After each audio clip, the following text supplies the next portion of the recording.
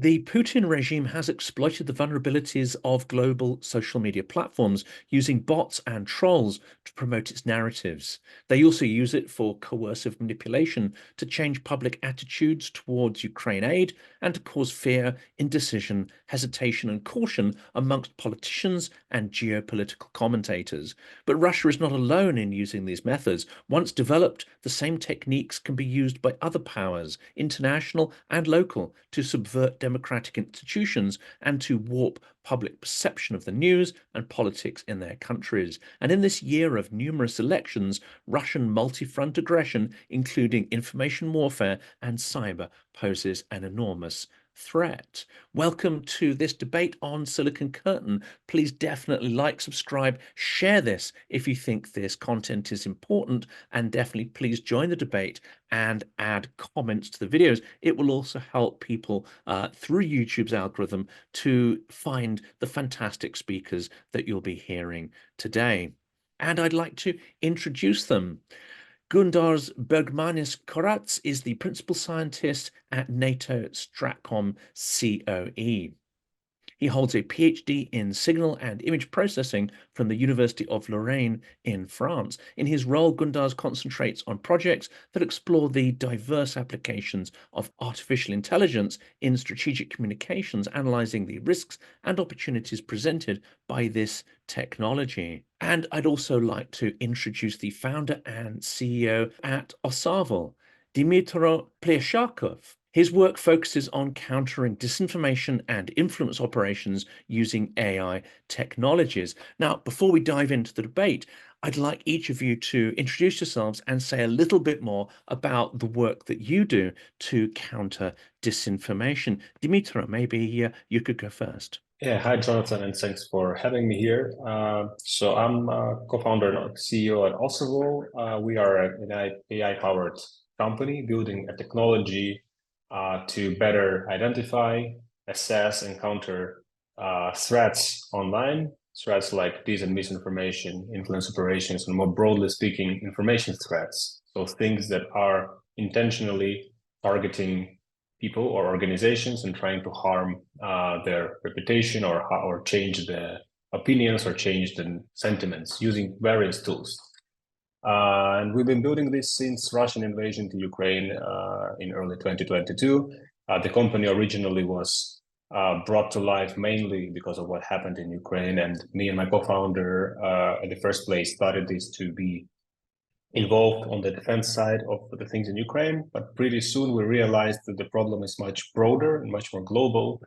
So as of now, we are operating globally, helping our clients and partners in very different locations from US to Europe, to some Asian countries as well, to identify those types of things, because those things are omnipresent, growing, and there are many tech enablers that are making things even worse, which I think we're going to cover later in the conversation.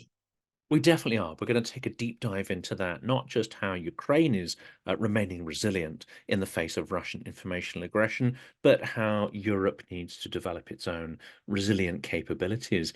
Gundars, that's a good place to bring you in. Could you describe a bit more about your work and how you're using AI to tackle this growing threat from disinformation narratives? Yes, thank you, Jonathan, for introducing me. As I already mentioned, I'm a principal scientist, and I work in a technical scientific development branch. And our small team, we are focusing a lot on how technology changes the perception of how people are consuming information, how hostile actors are influencing Western audiences, and what is the overall relevance of these technologies and its development for NATO. So we are conducting various research and experiments as well. So we are trying to understand, and we are assessing over time how social media companies, platforms are able to deal with commercial manipulations how Russia and other actors are creating hostile narratives, what kind of tactics they use, how generative AI comes into the play, and of course we are teaming up and working closely with leading industry representatives as Osavul as well to get even deeper insights on cross platforms, how these hostile activities and hostile communications takes place in nowadays on those platforms. Well, Russian propaganda has been described as a process of hijacking reality, trying to create an alternative version of reality, which is imbued with not only its own narratives, but also tries to align people's actions with its strategic purpose, whether that is to sow division or to have specific policies and behaviors. But of course, the advent of AI is being grafted on to these traditional activities of disinformation. What is going to be the effect? Is it going to be effect of intensity, scale, effectiveness, bringing costs down? What are the various impacts of the introduction of generative AI into propaganda? Dmytro. That's a very good question where there's a lot of debates and discussions happening, generally a very hot topic, right? Everyone these days is talking Gen AI and what's going to be the impact. And there are many concerns because surprisingly, some people say we don't see that much of Gen AI, right? As we would have imagined, like the models are there, OpenAI, Midjourney and all that stuff. Why don't we still live in the reality which is fully altered by all of that? On the other hand, we see that the impact is clearly there. And the research that we recently published together with Gundars, it shows that AI is not a hypothetical threat that just can be used, it's actually used. And here I think that it's important to understand the term of AI generally a little bit more broadly than by just talking about Gen AI. Mainly when we say generative AI, what we have in mind is deepfakes, right? So altered images and videos that look like real, but are not real, right? Have nothing to do with the reality. In fact, that's not the only thing you can do with the AI. And AI is applied on every single stage of this process of creating and disseminating propaganda. So if you put yourself into the shoes of the threat actor, imagine you're a Russian agency involved in building an influence operation. So there are many stages, right? It all starts with creating infrastructure to further boost your messaging and your narratives. And this infrastructure involves accounts, it involves bot accounts, personas, who's going to be later utilized. This is a very good step to apply AI, even for smaller things, like you create your bots, you need avatars for all of them, you need profile pictures. Where would you get them? You can apply Gen AI and have that, and we see that at scale. So now massively bots that are being uncovered, they use these Gen AI created images. There is a very recent story from the US, from Department of Justice. I think just yesterday, they took down a network of 900 accounts on Twitter that were linked to Russia. And I cross-checked those accounts, and a lot of them had the Gen AI generated profile pictures. So quite a small thing, right? It doesn't change the whole world, but it's very practical. And then when you need to bring traffic to your media, to personas that you created. So you need to generate some content, not necessarily political content, not necessarily content that's going to alter the reality, but just something that's going to attract audiences. Again, we see here that this content already can be generated and is generated by the AI. It can be something that looks very, very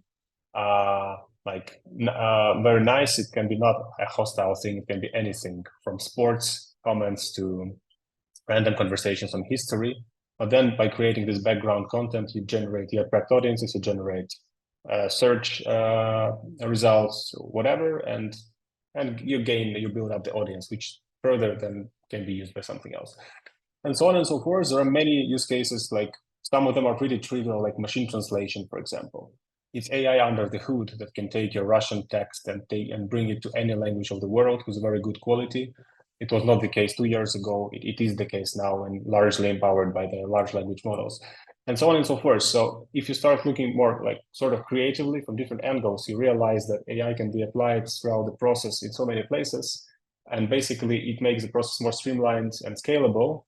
And that's the main risk that we think is going to be more and more materialized as it goes, is that very easy to scale things. You don't need to hire huge teams of hundreds of people to do it, especially those teams previously. You need to have people speaking different languages, have specific expertise. Now you can run an influence operation having a couple of people in place, or maybe with just one person.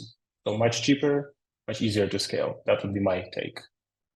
And this is an interesting question for Gundars here, because with this ability to produce content in multiple languages using Gen AI and to develop multiple personas and tones that make it much more readable and much more authentic, Russia is able to produce propaganda for a great number of regions.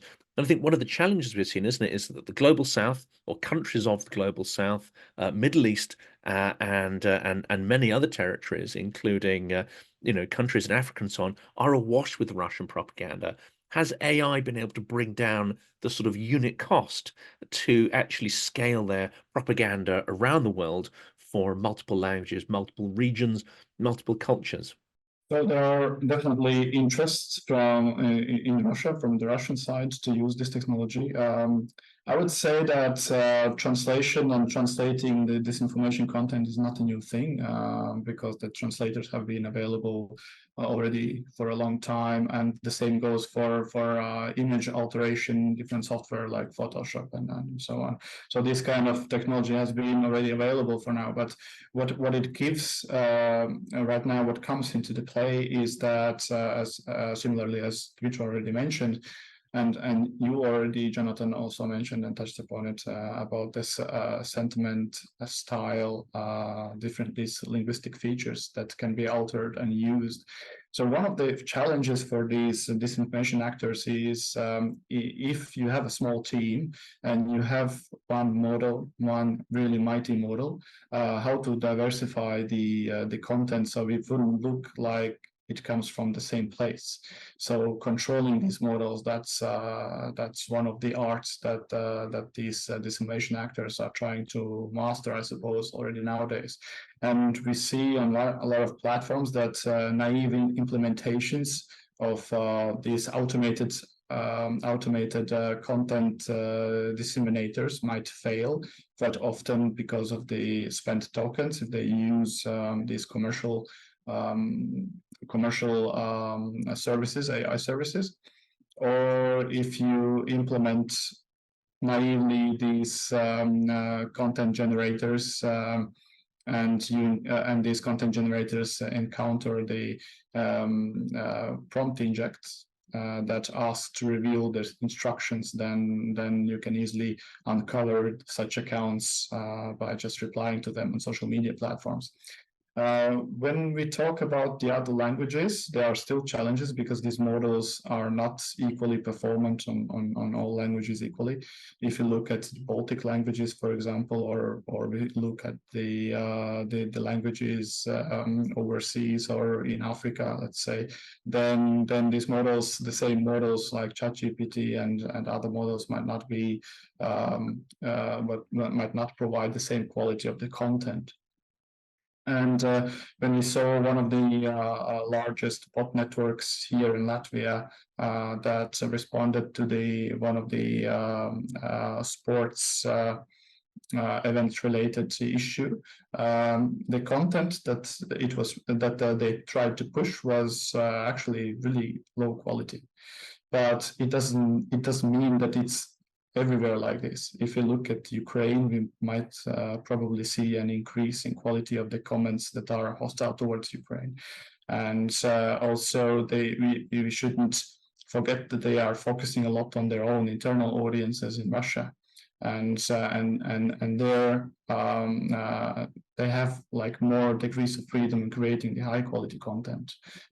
So targeting the small languages and less common languages that are less supported by these technologies is still challenging and difficult, and they are risking and revealing their like underlying infrastructure. So I would say that the interest is really high. So experimentation is ongoing. They are trying to do their best to implement these technologies to optimize their workflows, but whether they are really successful, I would, at this very point, I would a little bit doubt it. But this is just the current state. The technology really develops really fast, and we might see huge improvements and also improved and more automatized information operations elsewhere. And Dmytro, I find it absolutely fascinating that you mentioned Midjourney, you mentioned ChatGPT-4 and so on. Is Russian disinformation operations really dependent on using foreign software, foreign technology, foreign components as well in the hardware? To an extent, this is an infrastructure which they are entirely dependent on, being able to circumvent sanctions and so on, and be able to use this software with or without, official licenses. Or is there a trend that Russia's starting to develop its own domestic versions? I did see some articles saying that they're trying, but the quality seems to be extremely poor.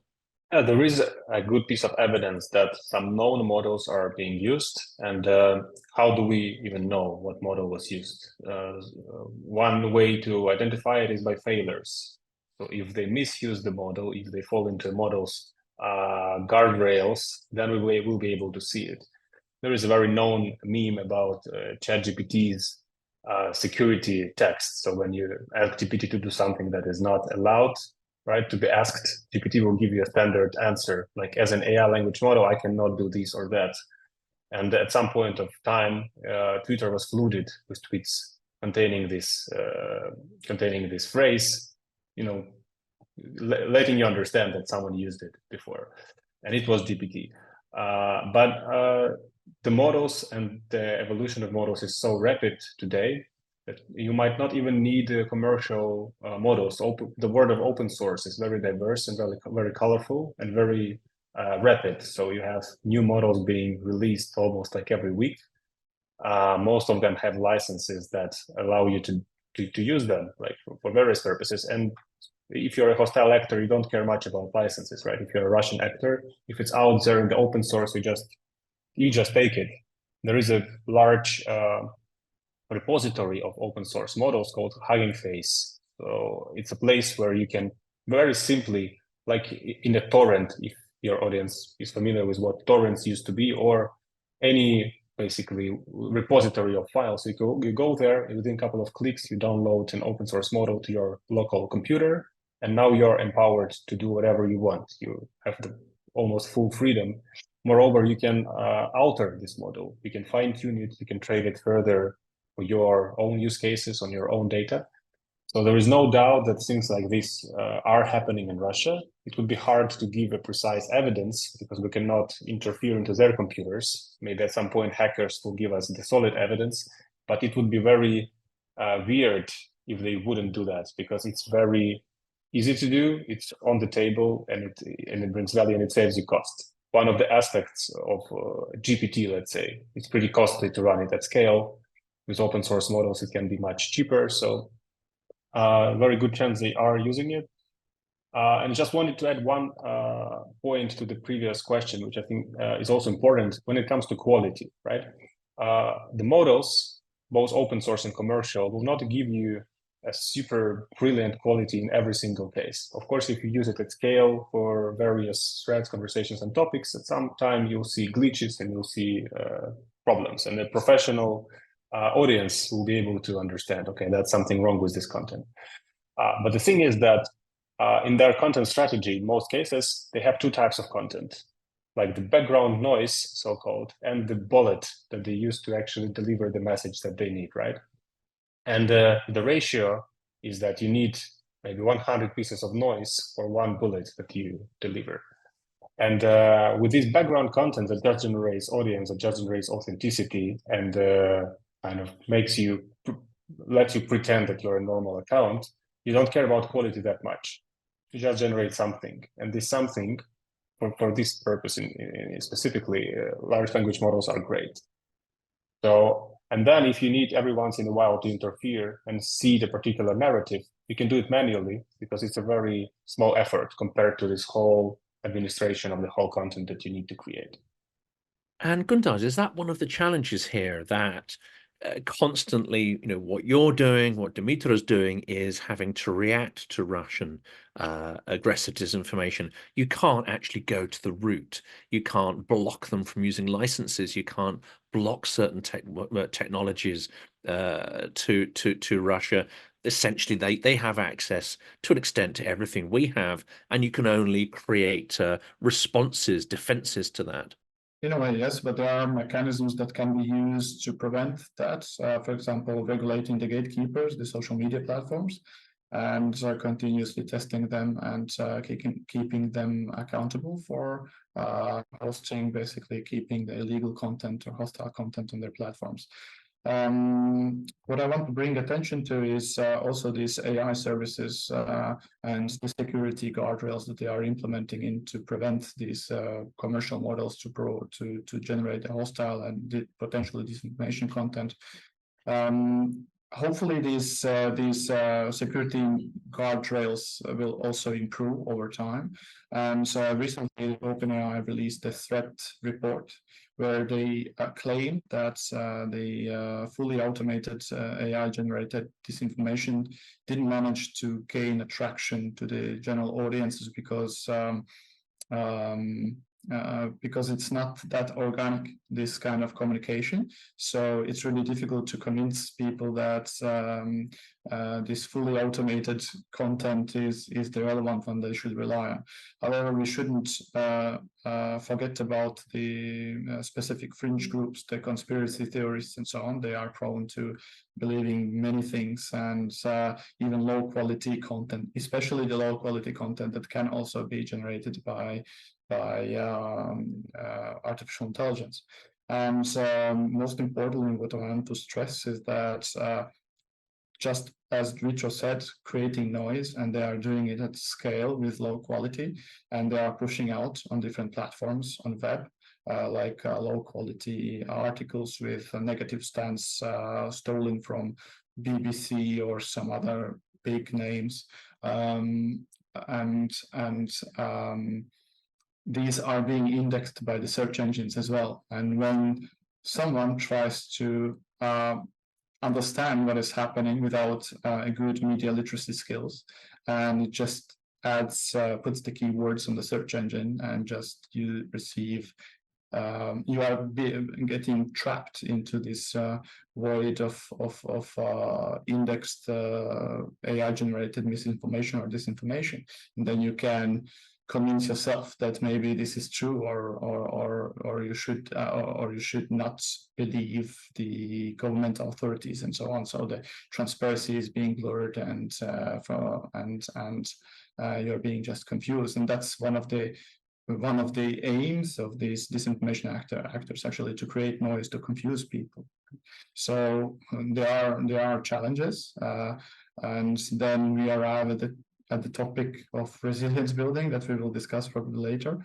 But yeah, so creating cooperations, and actually following up what is happening on different platforms, and making them accountable. I think that's one of the remedies how we could envision a little bit brighter future.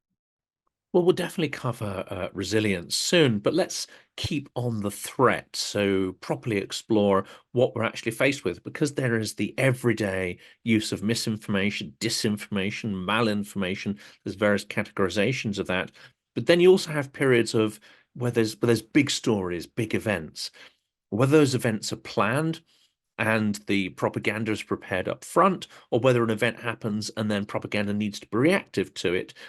Are you able to see differences in patterns of behavior and the origins and sources of a story, and how the stories propagate, depending on whether propaganda is being reactive or whether it's pre-planned?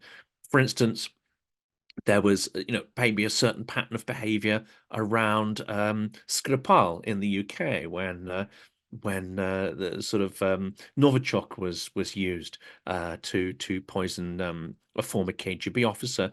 And then you have MH17, and you have an event like Kakhovka last year, and of course the attack on the cancer hospital in Kiev on Monday. Some of these events, like MH17, probably not pre-planned, but the attack on Monday almost certainly was. So is it possible to see a difference in the pattern and propagation of propaganda based on these different events?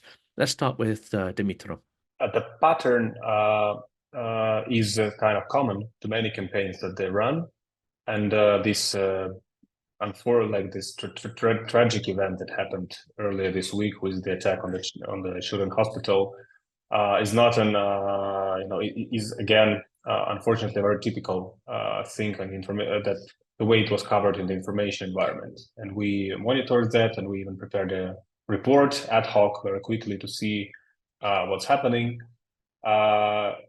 I would say that the strategy, especially in these types of events, that there's a whole class of events. We call them information alibis. Like when you commit a war crime, but you want to mask it and you want to present yourself in a better light.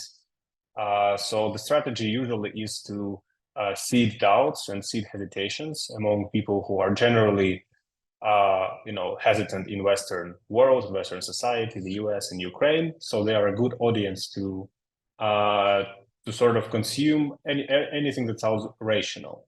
You don't care that much if it's true or not, but you want to make it look like a rational, very solidly looking argumentation. And they have competing theories in most of the cases. They start to send out a lot of different versions of the reality, not just one. We rarely see that there is one voice policy when every speaker tries to communicate something along the same lines. Contrarily, there are many speakers putting out different versions with different reasoning why Russia was not to blame in this case. It was an anti-missile system involved, or there was a base of soldiers in this hospital who, and so on and so forth. You would have 3, sometimes 5, sometimes up to 10 different versions of reality. And I think that's for a good reason. So some people may think it's because of the chaos, because they are caught unprepared and they are just, putting versions out of their mind. But there might be a good explanation for this, because if you start polluting internet with different versions, eventually what happens is that the main idea of all of this is that there is no good version. There are just many versions. And so as a person trying to understand what's happening, you will come to a conclusion that no one knows what's happening. It's so unclear. It's so unobvious. It might have been this or that or that. There are so many versions. There is no agreement. So how can you claim you know what's happened if it's so complicated? And I think that's part of the strategy.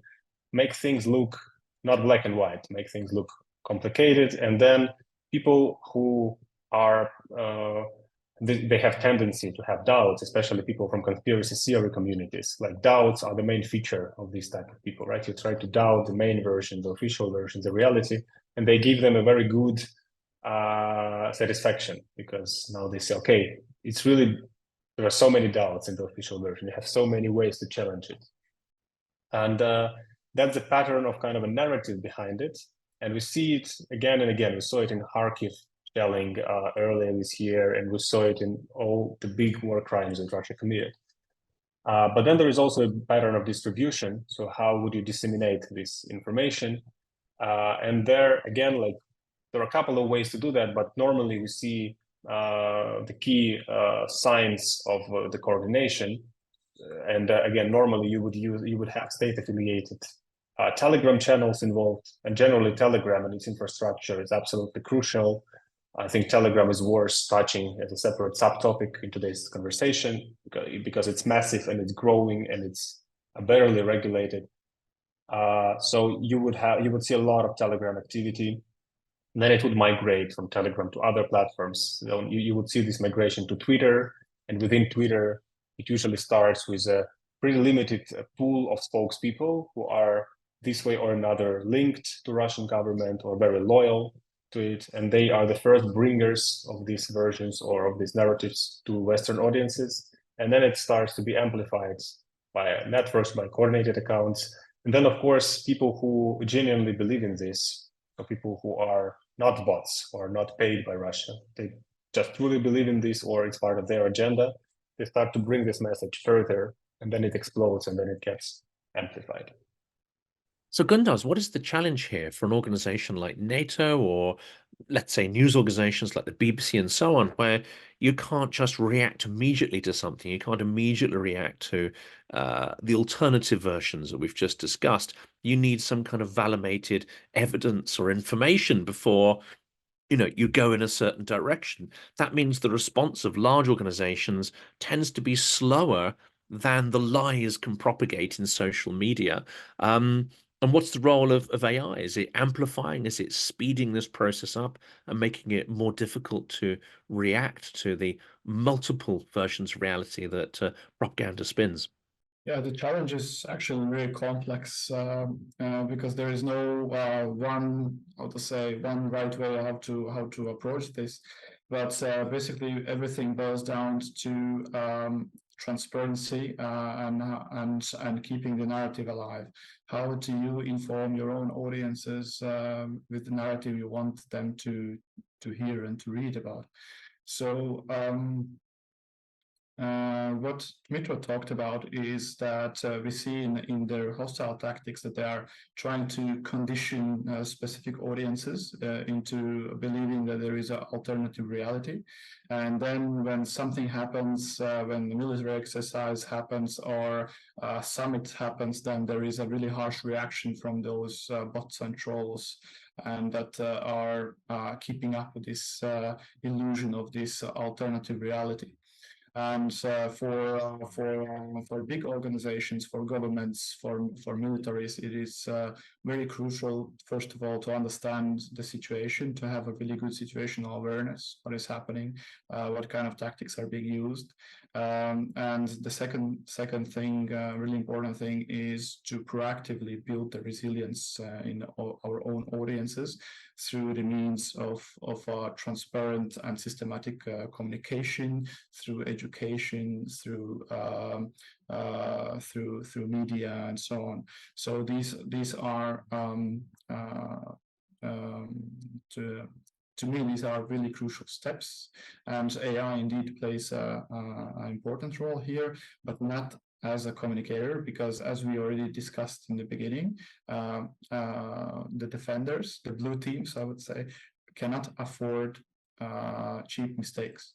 And unfortunately, the current generative AI are prone to making these cheap mistakes.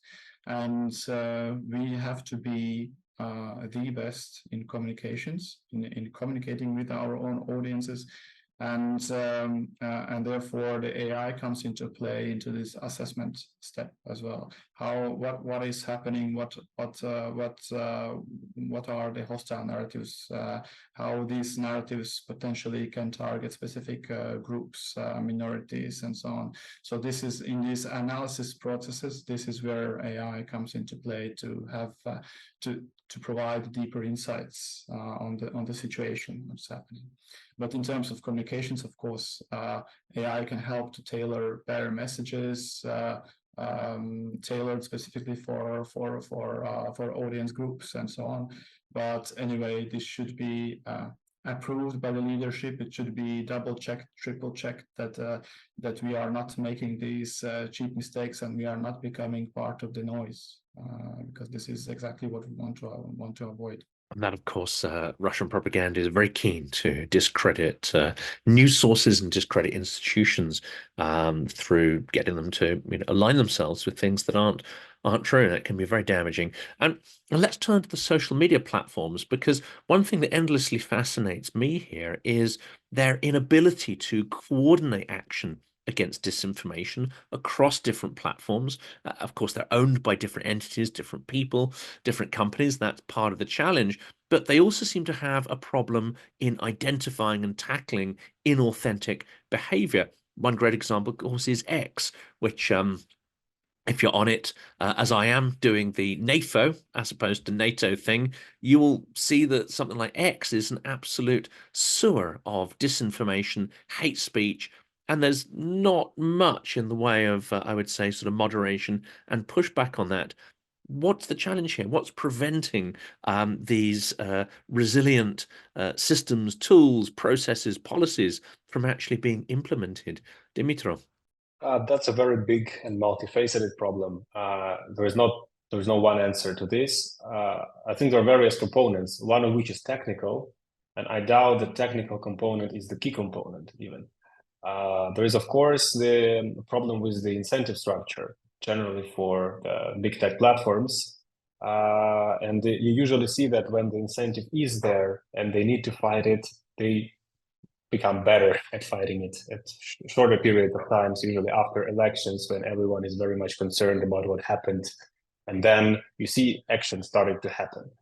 The thing that is pretty counterintuitive, though, is that in Europe, starting from this year, the Digital Service Act, or DSA, came to play. And that's a regulation which is pretty strict, and that was designed to make platforms more accountable about what is being distributed there.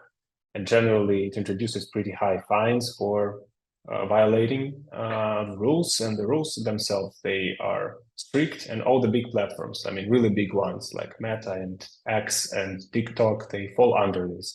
Interesting, the Telegram doesn't, so Telegram is a different story. And so you would naturally expect that platforms, after hearing of this regulation, would be more cautious. They will double down on their investments on trust and safety, on cleaning up the content, etc. But we don't see this, and even we see quite the opposite trend.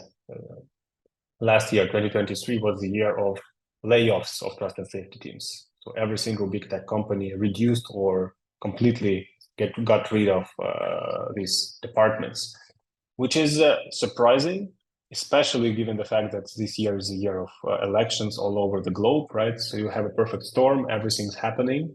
You need this help more than ever, and you do not have it. Which is surprising, but it has to do mostly with kind of political decisions within the platforms and the incentive structure than with the technologies. Of course, there are also technological challenges which we can discuss, and it would be an overstatement to say that you can solve this problem super easily. There is no plug-and-play solution to solve it once and forever. But I think that what's currently done is obviously not enough.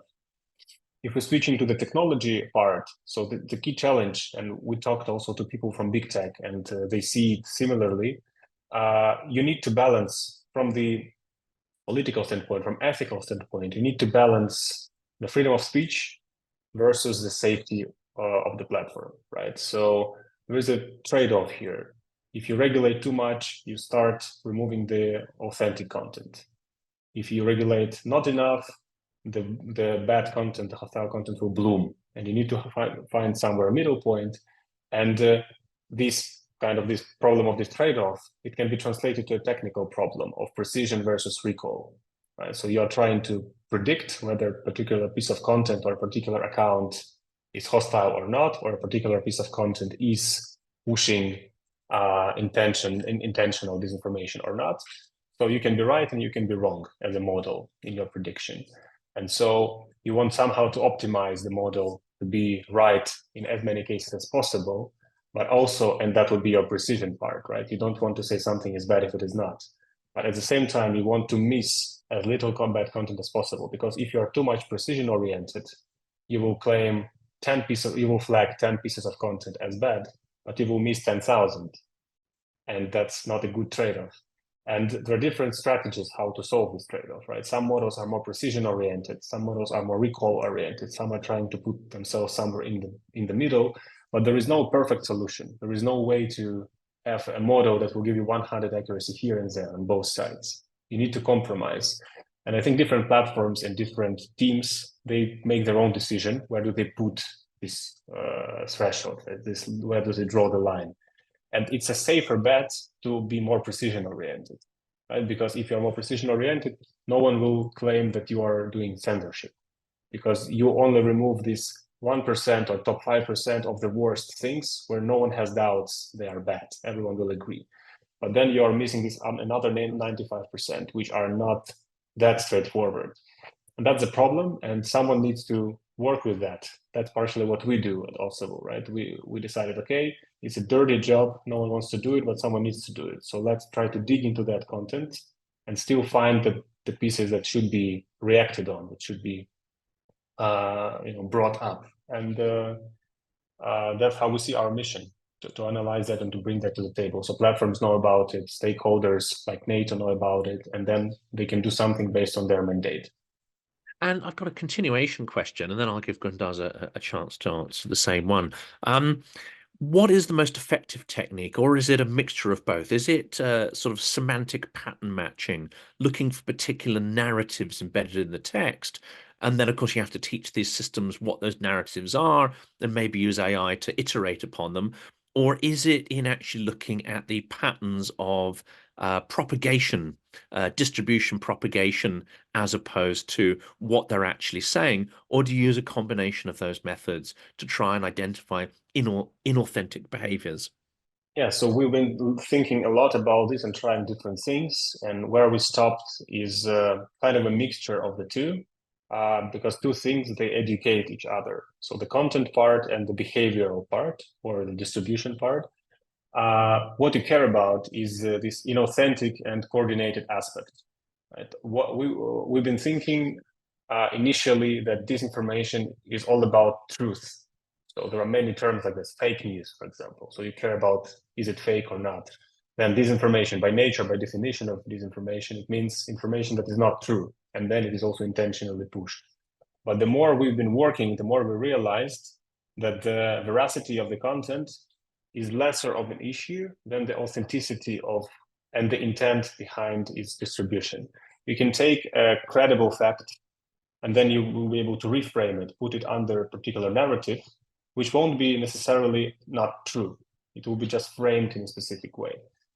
But then, due to inorganic ways of amplification, you will achieve an intentionally disproportionate attention towards this, right? So in the real world, you would get 1,000 views, but using techniques and hacking different distribution mechanisms like recommendation feeds, etc., you'll somehow get tens of millions of views there. And that's what we care about, that someone intentionally tries to disrupt what people see online and make it more opinionated, more agenda-driven, even if those facts are legit, right? Still, we have this inorganic component.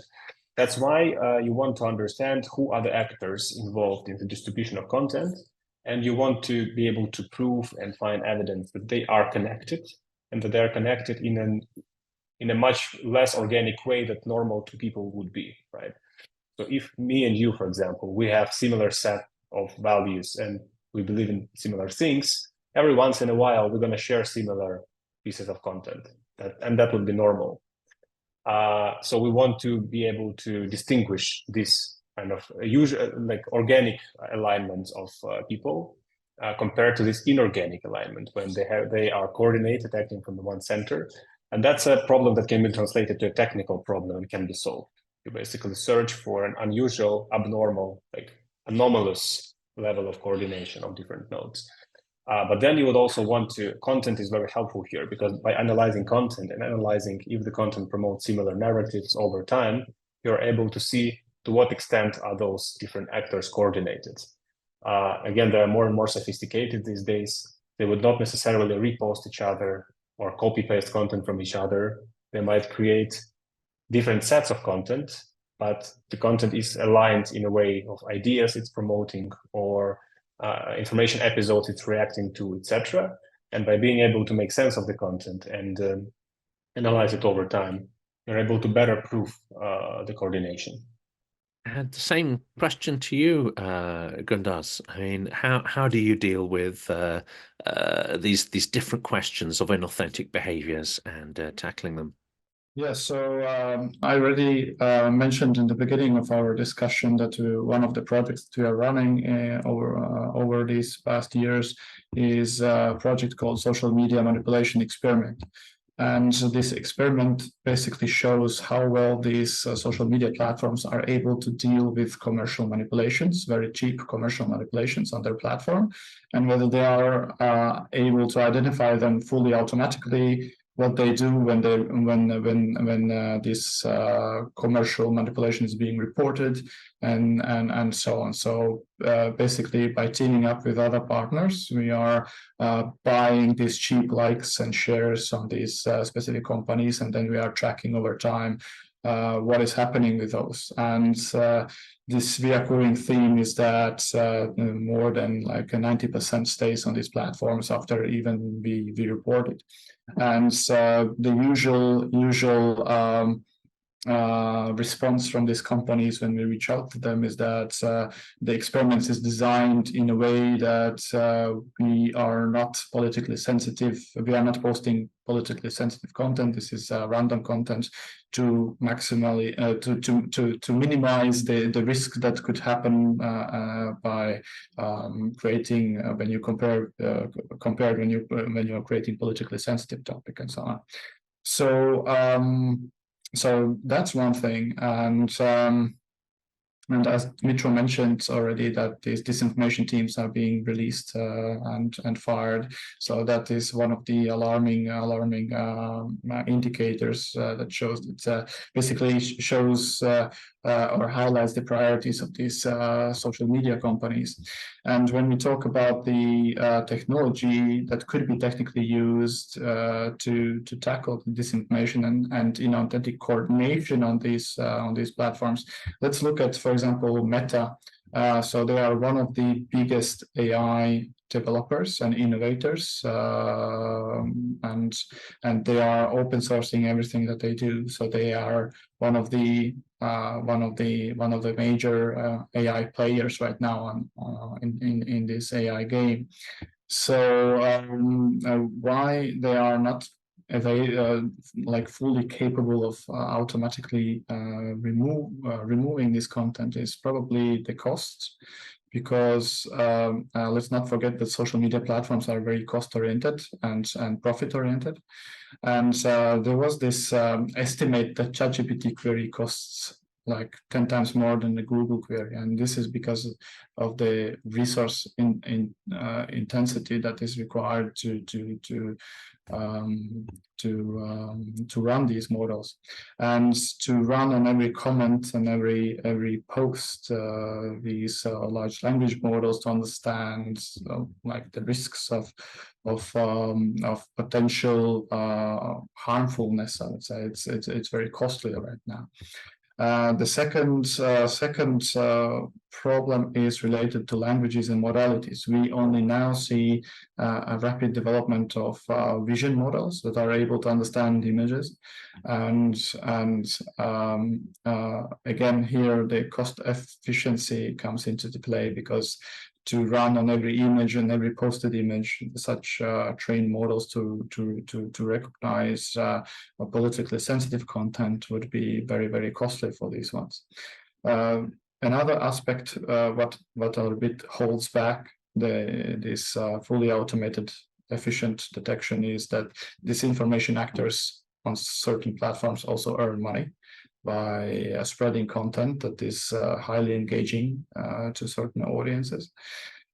And the disinformation actors also get verified. So it's very hard for these platforms to avoid the false positives, as Dmytro already mentioned, because removing authentic account that is afterwards raising a question and protesting why this happened is more costly for the company, because it means that a human must be involved in reviewing.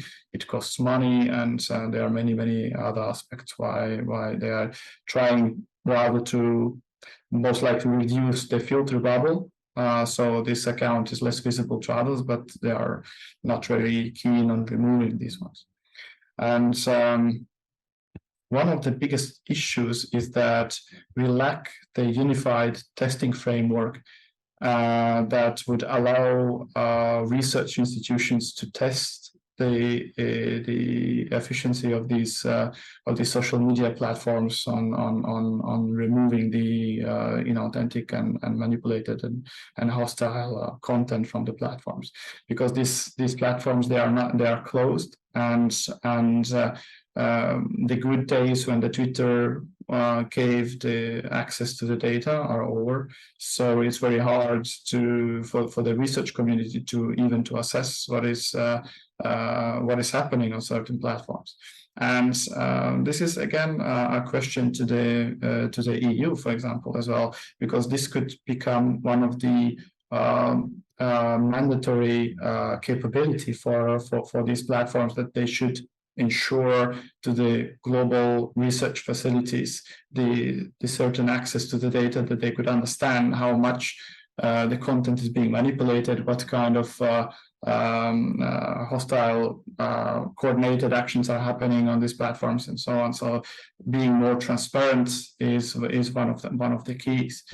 Of course, we should avoid creating the Ministry of Truth, but we should find a really good way how to regulate these gatekeepers and how to assess what is happening, because these social media platforms, they are releasing the threat reports, and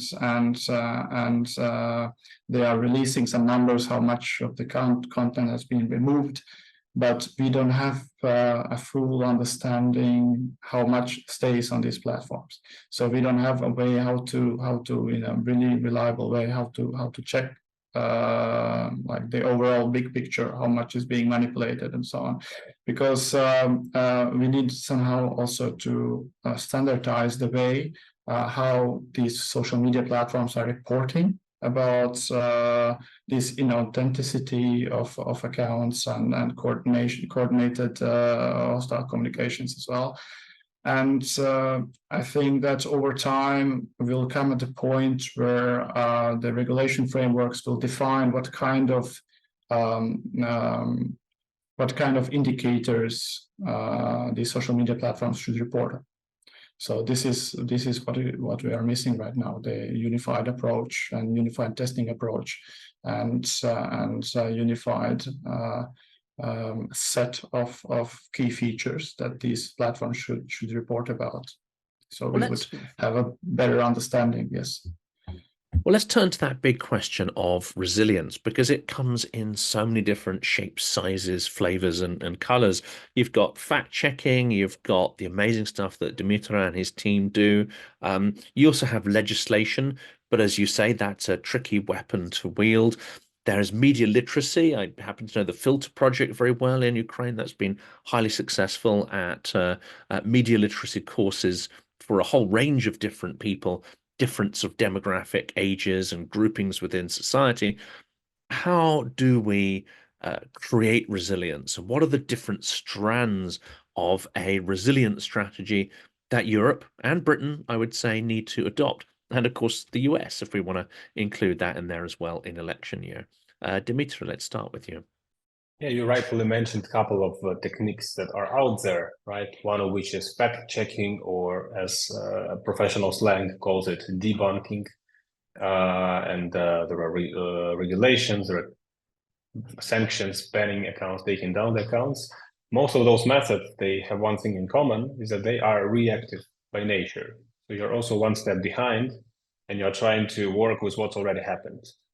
The problem with this approach is that because of the fact that you are one step behind, you are actually, lagging. You're always in a catch-up game, and just as a psychological phenomena, people tend to believe more in what they got to interact with in the first place, right? So their first impression is the biggest impression. It's very hard to debunk something if you already interacted with the poisonous content. Very hard to convince you that it was not true.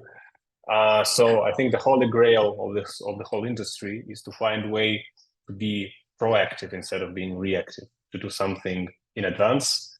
And there are promising techniques here, one of which is called pre-bunking, which is kind of similar to debunking. And the key, again, the holy grail is to be able to have the premonition of what's going to be happening, to be able to act ahead, to act accordingly.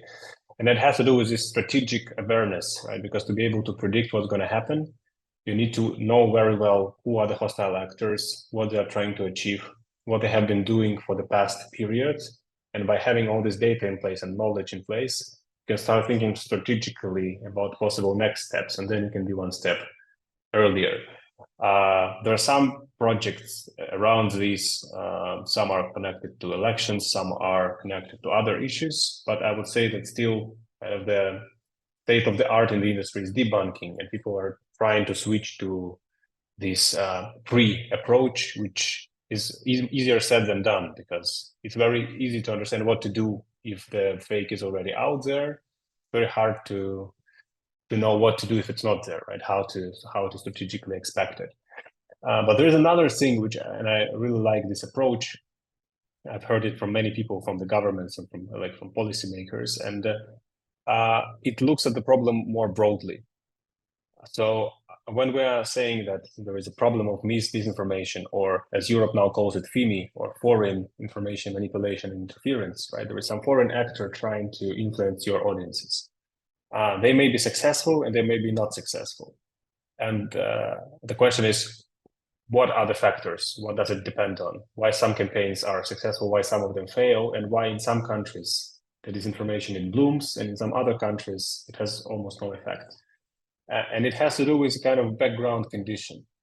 So if there is a lot of trust and unity among the people within a nation or within a particular group, and they trust each other, they trust media because media are transparent, they trust their government, again, because the government is transparent.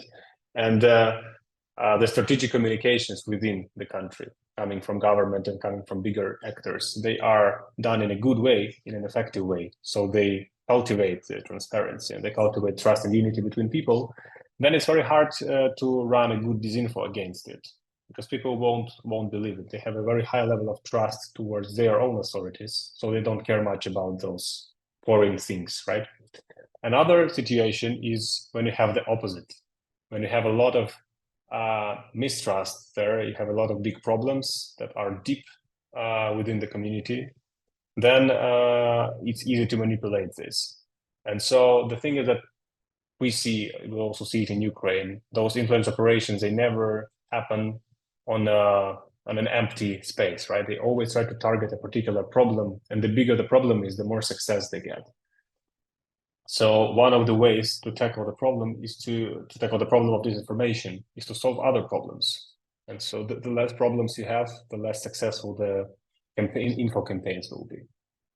So the challenge of the threat against democracy is actually more democracy, more transparency, and say building trust there. Pre-bunking has a curious kind of science fiction flavor to it, a little bit like Minority Report or something. There's something slightly sort of sinister in that, but it also relies on huge amounts of data, I would imagine, as well. Gundars, what is the challenge here for NATO? And the role it plays, communicating with democratic institutions, etc., to try and advise on ways of making society, institutions, media more resilient against disinformation, misinformation, and the other sort of flavors of manipulation that Russia utilizes. Mm-hmm. Yeah, I cannot speak in NATO's name, but I can more or less describe what could be relevant to a large military organization. And one of the things is this this term that briefly Dmytro touched upon, this pre-bunking, but we can also introduce a new term which is called the audience inoculation. Why I'm using this inoculation is because the social media platforms are basically inseparable from our work and everyday lives. Thus, it has become as a digital and critical infrastructure, and we should have the attitude towards it as a critical infrastructure. Disinformation actors will use mistakes for different governments. They will use corruption to fuel hostile narratives. They will increase the distrust in governments and so on. This is one of the main challenges, how to maintain the trust in governments and also to large military organizations as well as for the NATO. It is not only about inoculating society and equipping it with the right tools, it is also about strengthening the trust in governments, boosting economy, strengthening international relations, improving education, and so on. And this is where large military organizations like NATO also can do a great deal of work, because strengthened trust and and cooperation between governments is one of the key elements how to keep up the strong narrative of unity, of defensive posture, and cutting it, and like capability of using the cutting edge technologies to protect our own audiences. So and lastly, the proactive involvement of the research field. All this problem cannot lie only on the shoulders of the NATO. It should be especially on each of the nations' shoulders as well, because involvement of the education sector and the research field to boost the interest of the general audience to understand this phenomenon of disinformation is one of the keys to bring on understanding what is happening in information space. And we should not allow our enemies to mystify and to confuse us. Therefore, proactive communication, building trust in governments, and strengthening the collaboration these are the key areas that will help in the long term to maintain our capability in democracies. Now, I only have one question left. We could probably talk for many hours, but I think we're running short on time. I strongly advise people to read the paper that's been co-authored here, because that's where these questions come from. That's where some of these amazing insights you've talked about can be found in more detail. So, of course, we will include a link to that paper in the description of the video. The last question here is, what should we be looking out for next?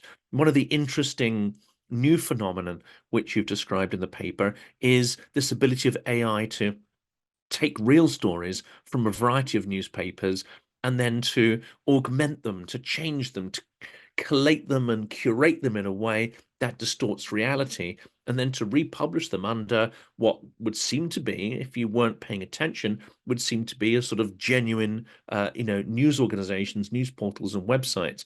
This is something that clearly AI can do at a tremendous scale, and the quality, the authenticity of this is only going to improve, as of course we know the development of AI is on an almost exponential kind of curve at the moment.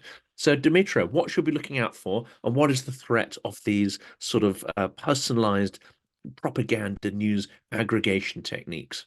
Yeah, I'll start with the second part of the question, but I also have one idea of what we should be waiting for. Regarding those news thing and reframing the context, I think that's very important because, again, coming back to the beginning of the conversation, when people think deepfakes or they think generated content, they think that the risk is that everything is going to be fabricated. Like the fact that never existed will be used to be pushed to the broader audience.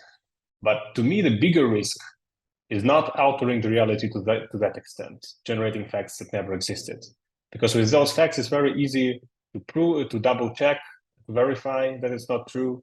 And it's not that easy to believe in this. There's so many instances of deepfakes, including deepfakes of Ukrainian president saying this or that he never said in reality. None of them had a massive impact. And because of the reason that it's Zelenskyy, he almost lives on air. He's always live. It's very easy to know what he did and did not say. And so those fakes, they pretty much everyone ignored them. It was pretty obvious that they're not true. It's a very different thing when you reframe the context while keeping the fact the same, right? So something happened. It is kind of true. So you do not deny that it occurred in the reality. But then you push a different opinion there, or you push a different narrative there. You attach it to a story that you want to promote. And I think we know very well, as people like connected to media, to journalism, and to information environment, that it's very easy to connect very different facts to very different stories in almost an arbitrary way. And it can be very surprising sometimes how this fact can be promoted to that story. You would never even assume that they are linked, but a creative narrator can do that job. And I think AI is this narrator that can do that job for you well. And that's what we see. You can take a respectful article, you can take a solid piece of news, and then you can augment it with an opinion as seen by a particular persona or by a particular group. We even tried to reverse engineer some of the AI-generated comments on Twitter, and it seems like the prompts behind them were comment this as if you were a certain person of a certain race and nationality and age. And that's where it becomes problematic, because you can very easily reutilize the same fact in so many contexts and make it appealing to so many different groups and make it part of so many different stories. I think that's definitely the risk of this. And talking about the more distant future, and in the world of AI, distant, it can mean 6 months to 1 year, because things are very quickly changing. There is one new media that's emerging, and it's a one-to-one conversational media. So unlike social platforms, we are here complaining that social platforms are not transparent. You cannot see a lot of what's happening on Twitter, but those one-to-one chats with companies like, for example, Character AI in the United States, it's one of the biggest chatbots now. So everyone knows ChatGPT. Not that many people know Character AI, but they are huge. They have hundreds of millions of users already online. And they're talking one-on-one with their virtual friends. And they're talking on many things and many different issues. So they can talk about their personal life, but they can also talk about politics. They can also talk about news. They can discuss some stories from Twitter. And who knows what the AI will reply to them, right? That's one of the new mediums, and as every new medium, it brings new problems. So I think disinformation will be present there as well. And Gundars, the last word for you. What do you see as these future threats, and of course these news aggregators, which may well be a problem in the run-up to the US election? Yeah, one of the threats is related to generative AI and the future of search engines, because we see a new trend that these search engines are providing results that are interpreted by the generative AI models. And of course, the generative AI is not an end state. This is a current iteration of this creative AI that will be improved over time. But this is a good example what could happen, because if you train your generative AI model with specific values, with specific opinions, then the end user might get a digested version of the search results, and this can create a problem of over-reliance of this technology. So this is one of the major problems. What I see is that people are relying too much on the information that's being provided by these generative AI models. And also I wanted to emphasize the same problem with the personalized assistants. Not only because of these opinionated and digested versions of the data that you might get, but also about how much data you give to the third-party services as well. So if you think that social media platforms are kind of bad guys in collecting how we think and what we do, then imagine if we reveal everything what we do during the day to these personalized assistants, and they are just creating even more personalized profiles of what you're interested in and what you like and how you behave in certain situations. And there is another risk that these costs of running these really high-performant models are so high that we are risking that certain governments might become like super governments with all these capabilities that are required to assess what is happening in the information domain. However, smaller governments that cannot afford in hosting these large data centers and so on, they might risk of lagging behind. They're risking on being behind in comparing to the large governments in terms of the capabilities for assessment and data processing capabilities. So that's also one of the risks, and I hope that we'll find a way how to use these technologies for a common good, for strengthening democracies, not the contrary. Well, this has been an absolutely thrilling discussion. I don't know, before we go, Dmytro, if you want to sort of just jump in and describe how your software is evolving, what is the next evolution of your software and solution in its fight against disinformation? Yeah, I would say that we have a couple of vectors of expanding the software, one of which is going to the places where disinformation is usually originating from. And it's super important to listen to the, as we call them, shady corners of internet, to the places where information is already circulating before it goes to Twitter, for example, or before it goes to Facebook. It's obviously Telegram, and we are already strong there because we realized that's the place to be. But there are others.